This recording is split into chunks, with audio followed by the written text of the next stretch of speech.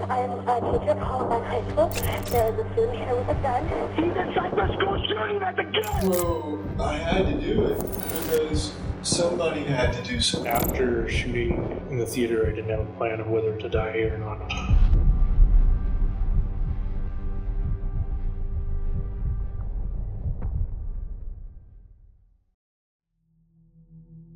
Hi everyone, welcome to our channel, or welcome back if you have watched our videos before. Today is another member-requested case, and this time we will be covering the Saugus High School shooting, which occurred on November 14th, 2019, perpetrated by Nathaniel Berhow. Thank you to Cass for suggesting this case. Really quick before we get started, if you have found our videos interesting in the past, or have learned from them, please consider taking a few seconds to subscribe to the channel. It really helps us out, as over 70% of our viewers are unsubscribed. Make sure to turn notifications on while you're at it, so that you always know when we upload a new video. And with that, let's jump right into today's case, starting with the shooter's background. Nathaniel Tenoske Berhow was welcomed into the world on November 14th, 2003. He was the second child in his family, with his parents Mark and Mommy having already had a daughter named Samantha. It's reported that during both of their childhoods, Mark and Mommy were very present and involved in their lives, always showing interest in their hobbies. Nathaniel was particularly active and energetic, with him participating in numerous sports as a child and teenager. I read that growing up he played t-ball, soccer, flag football, and baseball. It's also stated that he joined the Cub Scouts and later did the same with the Boy Scouts. When it came to socializing, those that knew Nathaniel recalled that he was a pretty quiet kid, but didn't have a hard time opening up to his friends. Overall, he was remembered as normal during his childhood, with a former friend of his later stating that they would often play outside together, but grew apart as time went on. Someone he met later on in life said, "He was pretty funny too. He had a higher level type of humor that often I couldn't even get the joke because it was above my head." Apart from organized activities, Nathaniel and his father Mark loved to go camping, hunting, and fishing together. I want to take a moment to talk about his father, Mark.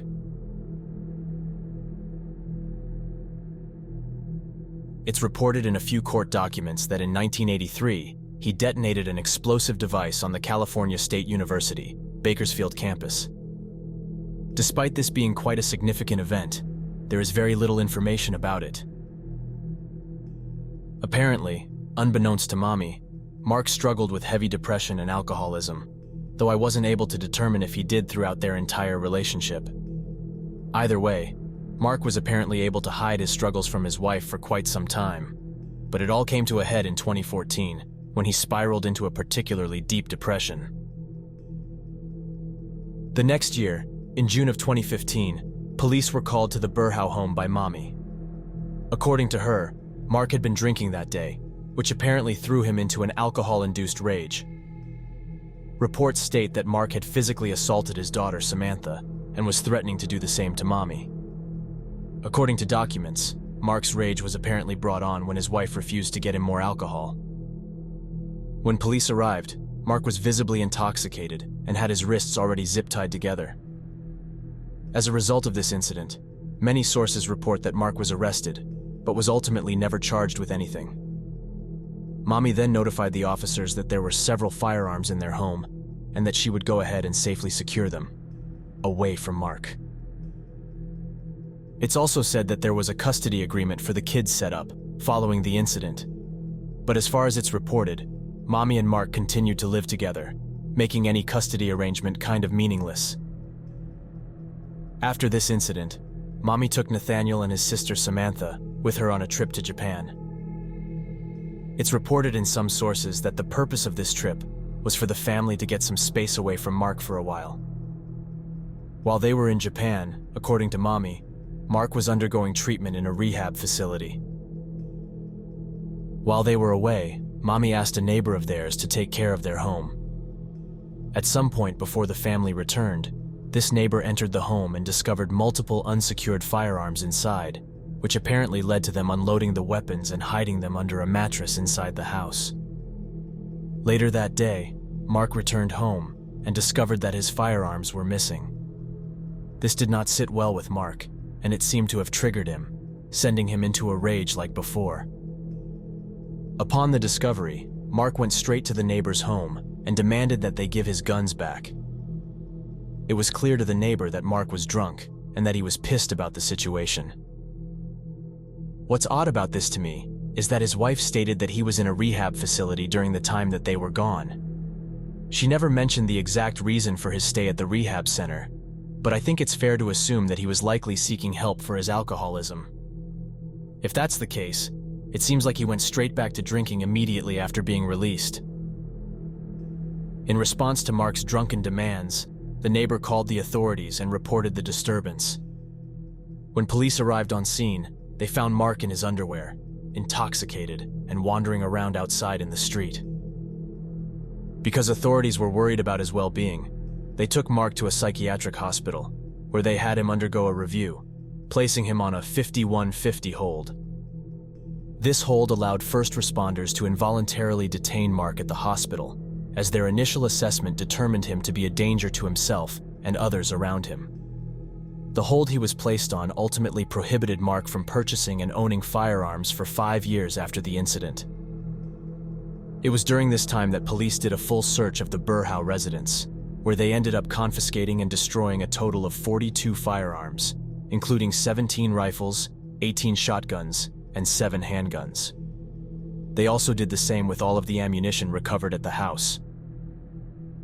Again, Mark seemed to have an affinity for firearms, and them getting confiscated clearly had an effect on him. I wanted to mention here that it's reported that Mark actually hid a lot of things from his wife, Mommy, including the gun situation in the home. He was apparently building multiple firearms in their basement, which wasn't known to her. Sources vary on who actually bought and put it together, but it would be a gun that was built by either Mark or Nathaniel that would be used to later cause harm to others. The Los Angeles County Sheriff, Alex Villanueva, said after the later attack, "We have already cleared the wife, the mother of the shooter, who appeared to have little knowledge of what was going on in the basement of her own home.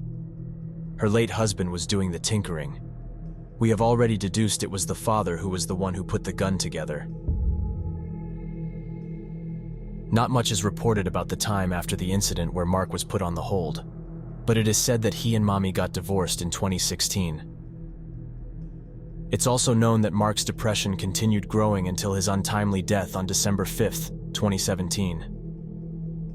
According to his obituary, the cause of his death was a sudden heart attack.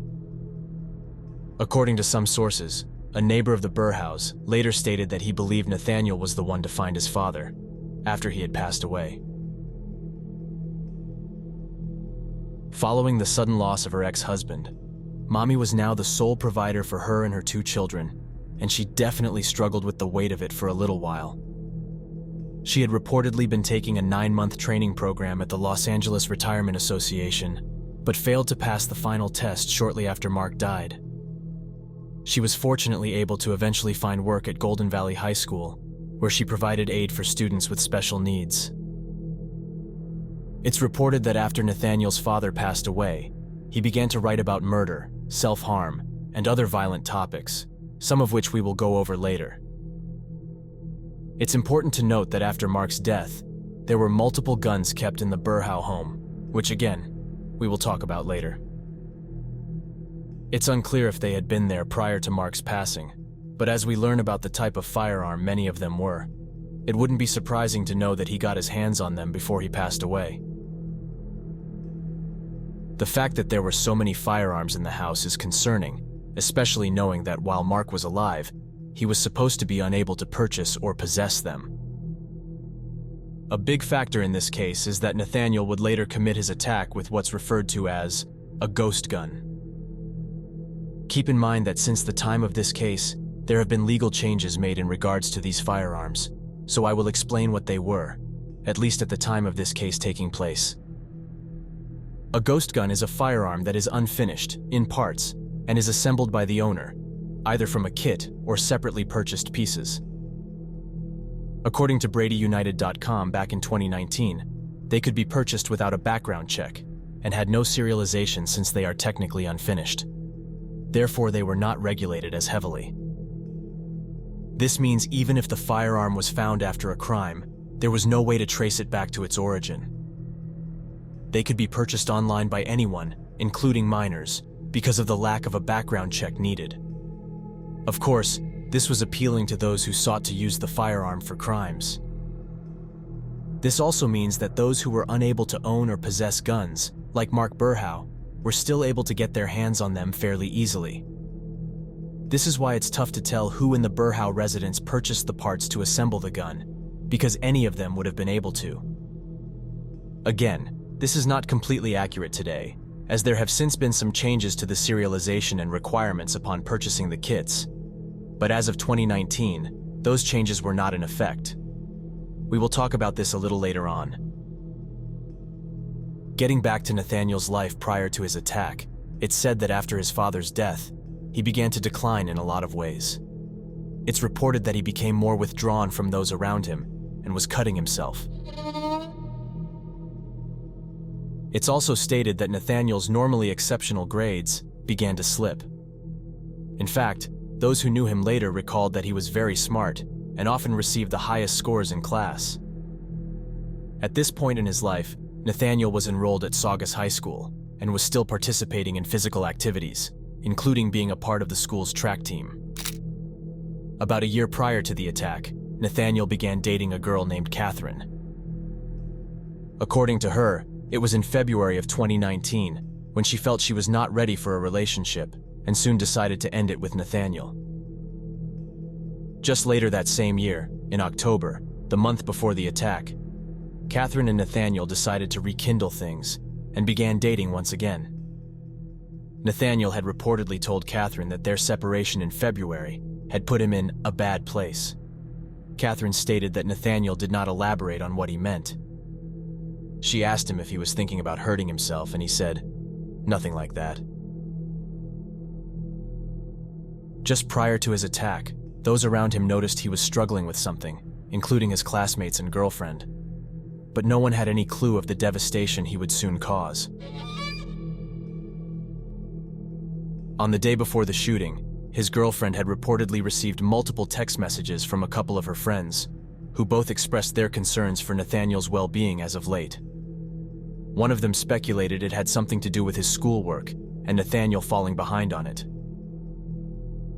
Nathaniel's girlfriend called him that night and told him about the text messages and how they thought he was just stressed out about schoolwork. He told her that he agreed and explained that his stress was due to falling behind after missing multiple days of school in the recent past. After the shooting, his girlfriend thought back on the reason he gave for being stressed out and wondered if he was telling the truth or not.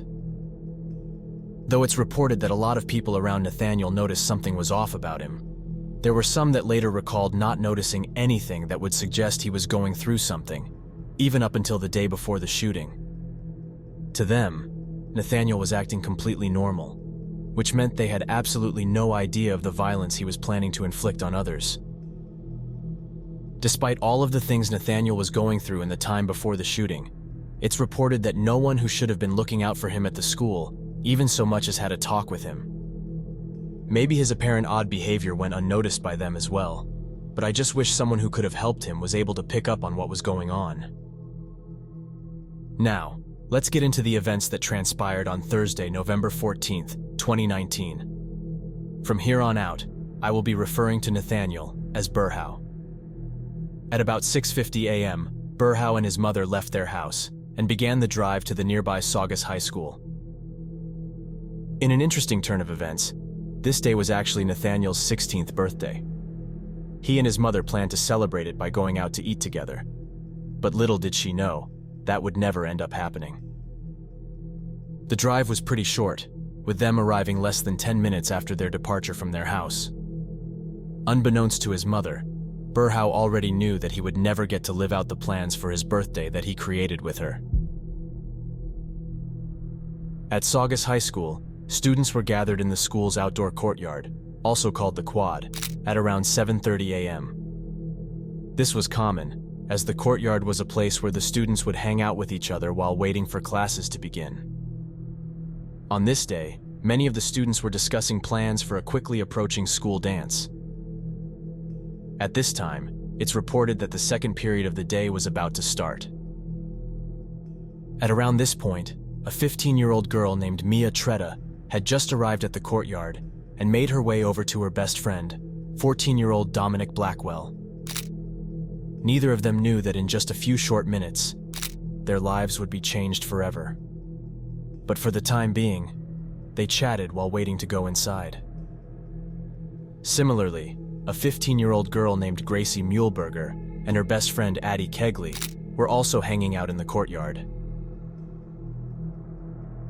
A little over 5 minutes later, at 7:36 a.m., the hum of the students' chatter was broken by a sudden bang. Startled students quickly looked around and noticed that there was a student nearby, holding a gun, and that he had just pulled the trigger on the crowd. Berhow, who had managed to show up to the quad before the students went inside, had pulled a .45 caliber pistol out of his backpack and was now standing near the group of students, aiming it right at them. Unexpectedly, his gun jammed after the first shot was taken. As shock and terror suddenly hit the group of unsuspecting kids, Berhow calmly and swiftly unjammed the round within seconds and began firing upon them once again. It's unknown if he targeted specific people, but it has been said that it's unlikely, as there never was a connection found between Berhow and the victims. Though he probably didn't plan on shooting certain people specifically, he certainly planned the attack out, as some who were present at the time of the shooting later claimed that Nathaniel counted the shots as they were expended. Mia Tretta, the girl who was with her best friend Dominic that morning, recalled the moment that the first shot rang out. She later said, "Without warning, I hear a loud pop. It sounds like when dumb kids jump on electrical boxes. But then my ears begin to ring. Everything sounds like an echo. I hear more pops, and then I realize I'm on the ground. I look to the side and Dominic is lying next to me. It feels like a dream. I can feel myself get up. I feel myself scream to him, 'We need to run!' The quad is empty. The quad is never empty. It is just me."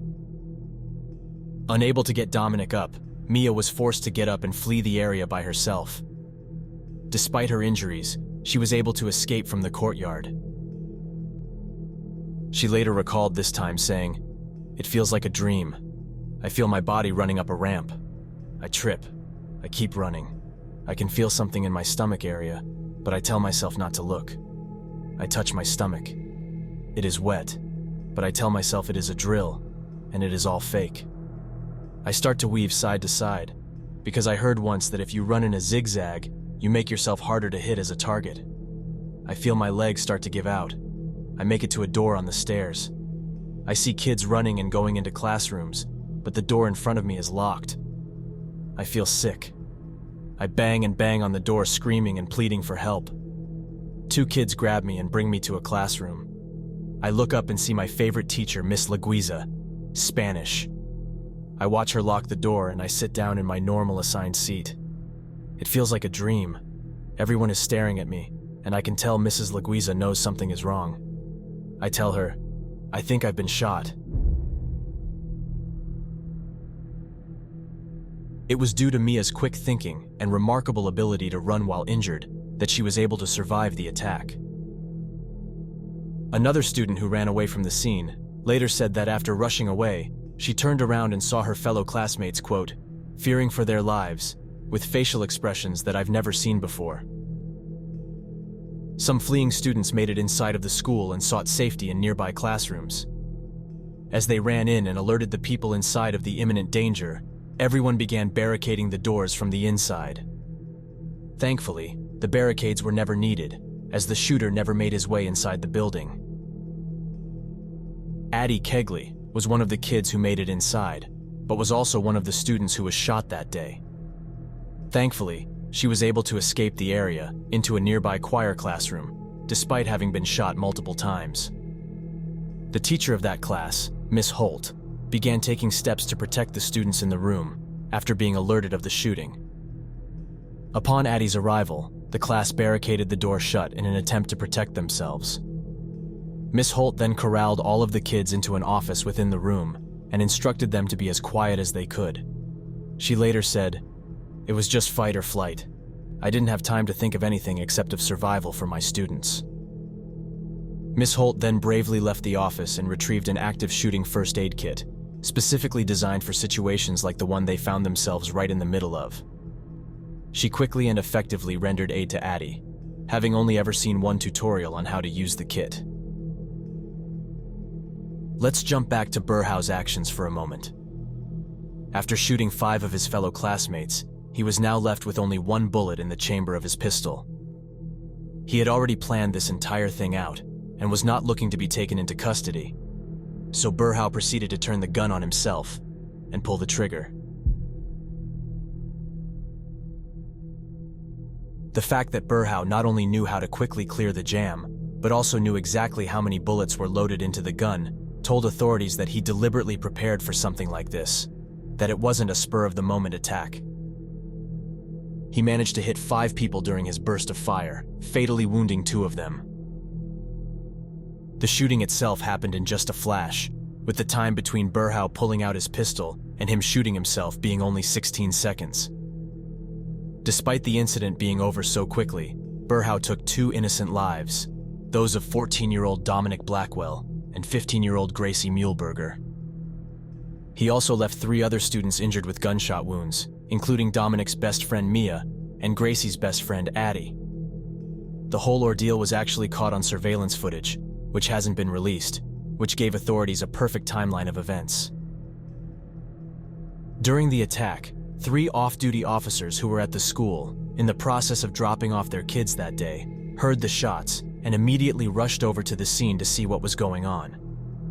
There, they found the victims laying on the ground along with the shooter, who they initially mistook for another victim. Nearby sat Berhow's weapon of choice, the .45 caliber ghost gun. Shortly after the first officers stumbled upon the scene, backup officers as well as paramedics arrived to assess the situation. All of the wounded were then taken to the nearby hospitals. A reunification zone was set up at a park nearby, where parents anxiously awaited the arrival of their kids from the school. For some, the wait lasted hours, with the growing fear being almost too much to bear. Unfortunately, not every parent would get to see their child again. Berhow himself didn't actually succumb to his wounds that day. It wasn't until the day after, Friday, November 15th, 2019, that Berhow passed away in the hospital, with his mother sitting by his side. After the news came out about who the shooter was, those who knew Berhow were stunned. His classmates never recalled him being angry in any way, and his neighbor later said that he was shocked to learn about the violent outburst. His teachers also found it hard to believe, as they apparently never noticed anything that would suggest Berhow would commit such a horrific attack. In the aftermath of the shooting, Berhow's residence was quickly searched, with authorities looking for anything that may explain his actions earlier that day. There, they found several firearms in various parts of the house, all of them completely accessible to Berhow. In fact, sources report that they even found a single-shot Colt Derringer in the drawer of his own desk in his bedroom. This was not the only firearm found in his room either, as they discovered another ghost gun in a case under his bed, as well as a piece of another. Along with that, it's stated that Berhow kept a bayonet on the top bunk of his bed, which was sitting in plain sight. In addition to the weapons in 16-year-old Berhow's room, according to court documents, the family kept a semi-automatic rifle, also appearing to be a ghost gun, in an unlocked fridge in their garage, which acted as a makeshift gun safe. The fact that there were so many firearms in the home that Berhow was able to get his hands on is quite concerning.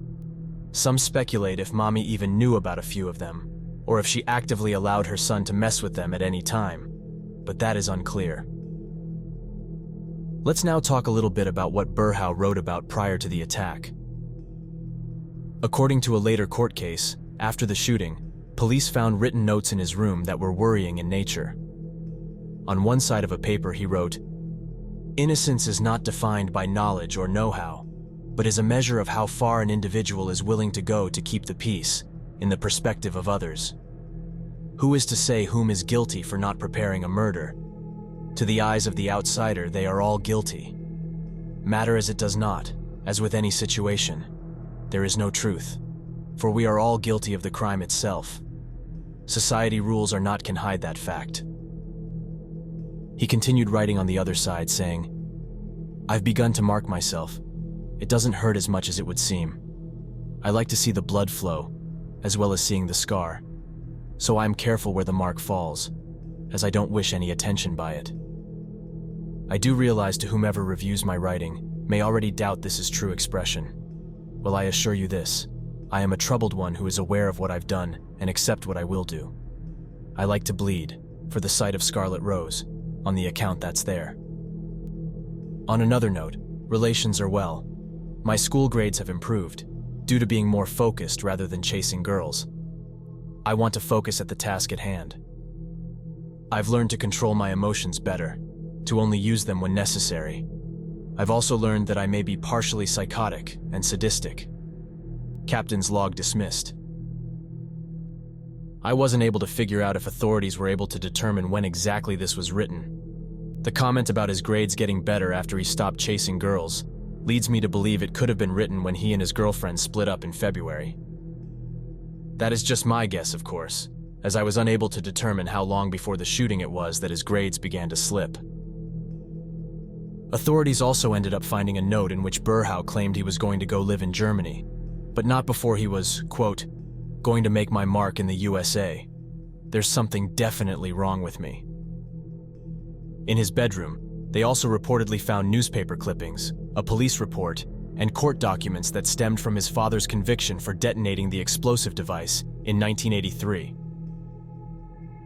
One thing that authorities didn't find in the home was a manifesto, which left them confused as to what Berhow's motive was for the attack. I'm curious as to what you guys think the reason could have been for him to commit such a heinous act.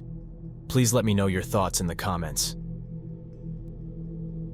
Following the attack, people wondered if Mommy would face any charges connected to the multiple unsecured firearms found in the house. Ultimately, though charges were presented, the DA declined to file them, and so, Mommy was never charged with anything. After everything took place, legal action was taken as a result of the shooting. Near the end of 2023, the parents of both victims, Dominic and Gracie, filed a lawsuit against the school district. They alleged that the school had no program in place to help students who were troubled and therefore missed an opportunity to intervene before it was too late to stop Berhow. They also suggested that there were several warning signs that he exhibited, such as his withdrawal from those around him and his sudden drop in grades when he was usually an amazing student.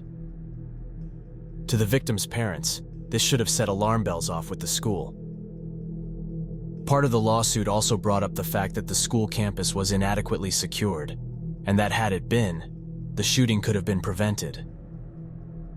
It apparently took any of the school's faculty to arrive on the scene a little over 3 minutes after the shooting began, which they claimed showed that no one who should have been supervising the students was anywhere near the courtyard at the time of the attack. The parents are seeking $50 million for the inactions of the district. As far as I gathered, the trial has not wrapped up quite yet, but the parents are continuing the fight to hold the school accountable for what they believe should have been done. Mia Tretta, one of the people injured in the shooting, also filed a lawsuit, this time against the company that sold the ghost gun, which Berhow used to commit the shooting. No matter who purchased the firearm building kit, Berhow or his father, the sale was unlawful, as neither of them should have been able to buy it. Again, Berhow was underage, and his father was strictly prohibited from purchasing or owning guns. The lawsuit claims that the company did not take responsible measures to confirm that the purchaser was eligible to own the gun. Berhow's mother was also named in the lawsuit, with Mia and her team alleging that she allowed Berhow to have access to the firearms in the home. Again, I couldn't find anything stating this trial has been concluded either. Mia has become a huge advocate for better gun control in the United States, in hopes of preventing future attacks like the one she was forced to endure.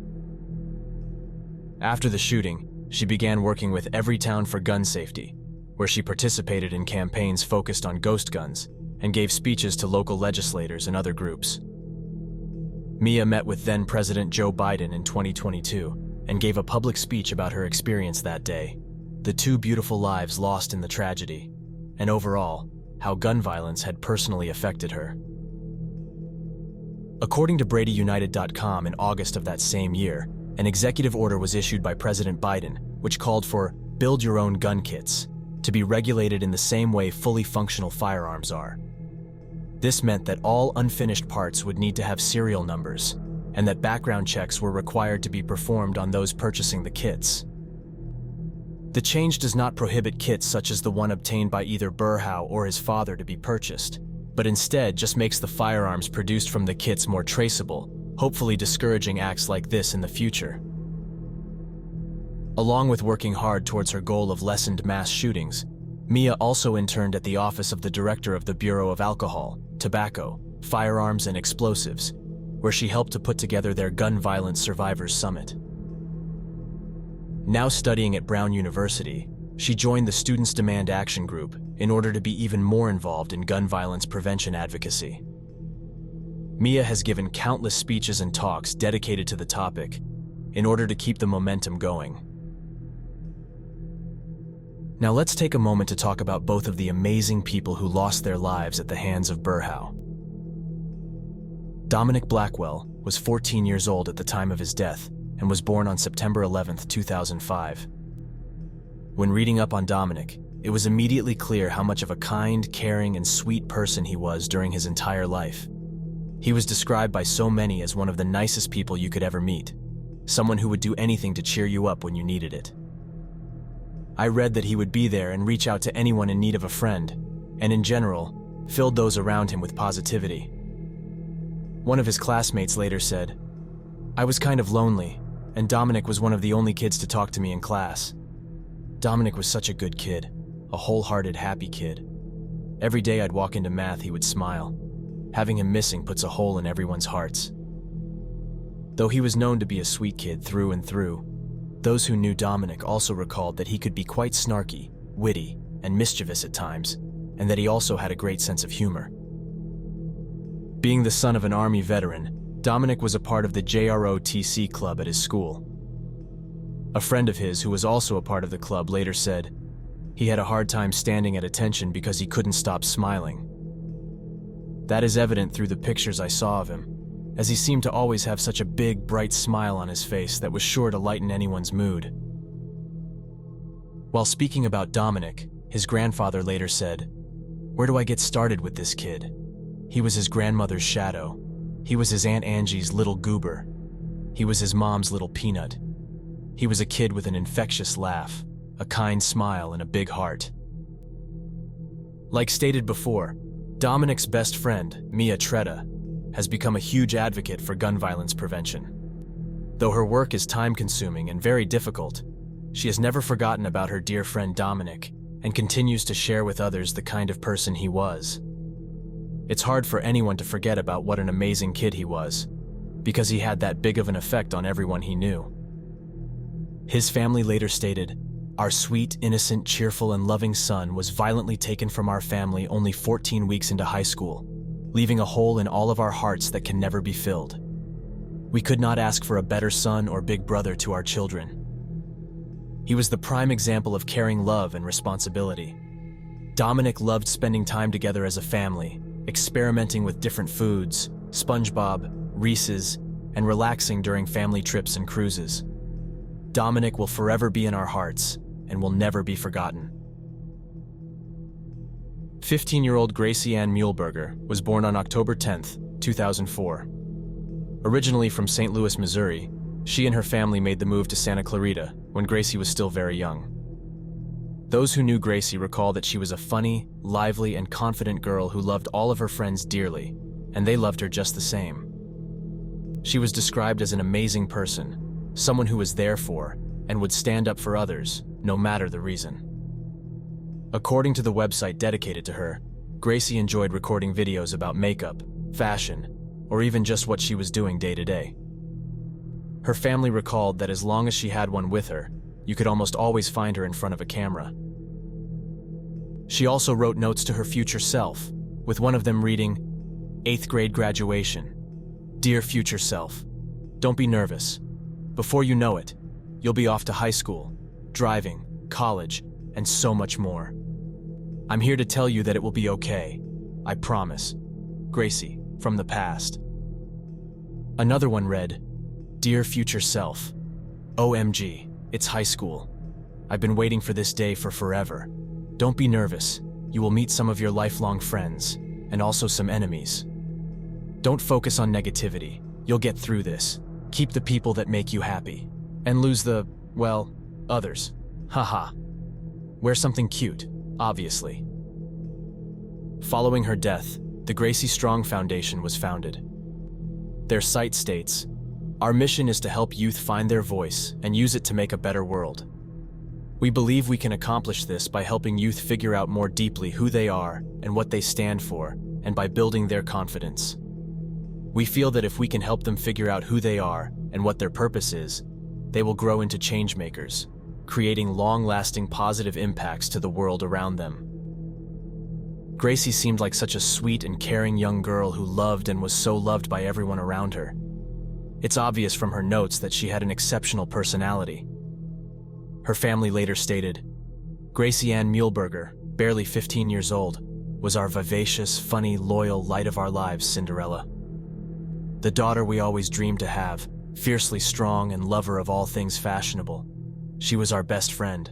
She is going to be missed more than words will ever be able to express. Please take a moment to remember the innocent victims whose lives were unfairly taken that day.